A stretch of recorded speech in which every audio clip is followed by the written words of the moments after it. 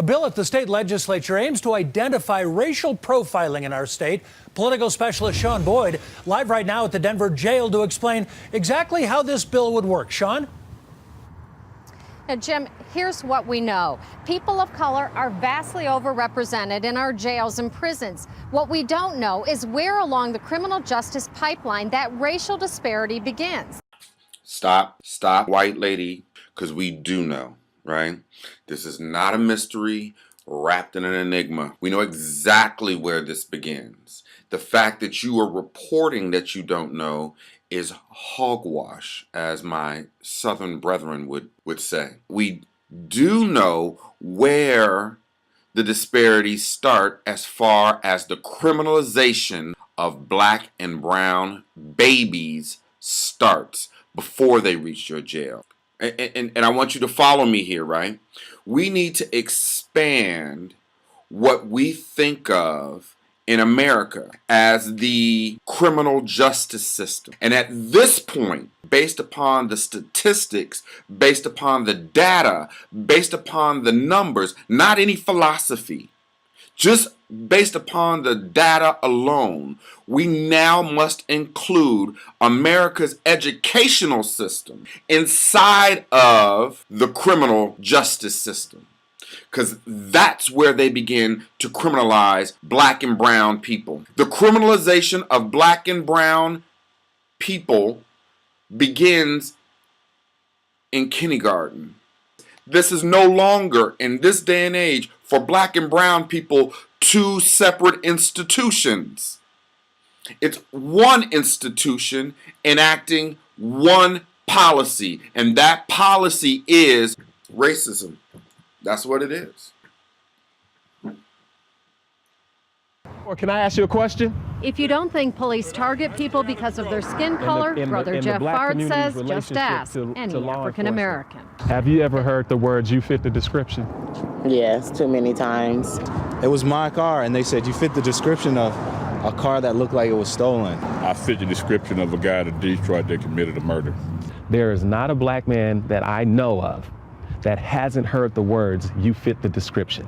Bard says the anecdotal evidence is overwhelming, but now legislation at the state capitol will for the first time provide hard data. What the bill allows us to do now is to take everything from an offense or an arrest, charges, convictions, sentences, parole rates, and then look at what the racial disparities are at every step along that way and start to figure out both in what cities around the state are we doing better or worse, and in what parts of this pipeline are we doing better or worse. Senator Mike Johnston says the bill came out of community meetings he and Representative Rhonda Fields held last year during the unrest in Ferguson and protests in Denver.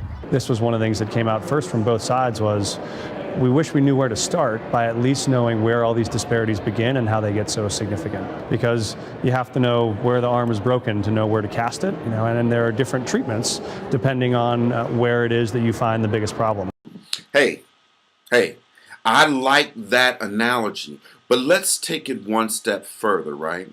How about amputating the arm altogether?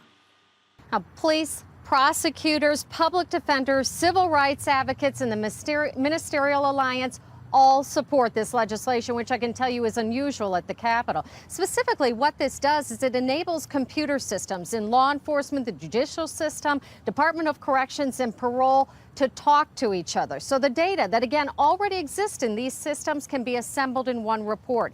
That report is due out next January. Live in Denver, Sean Boyd, CBS 4 News. You know what this is like?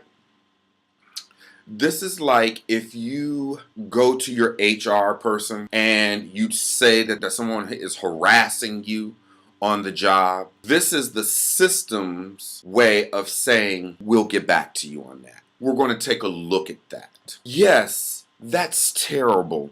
Let us examine that. And we're going to look at it, and we're going to have our computers talk to each other, and we're going to share data. And when we share that data, it's going to give us a fuller picture of where the arm is broken. And then we'll get back to you on that. You will notice that there's nothing in this report that has any action items whatsoever.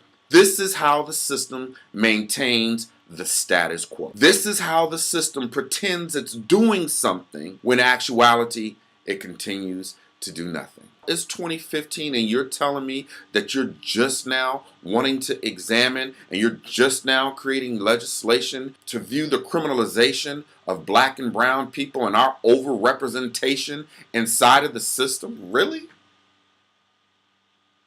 Really? That sounds disingenuous to me.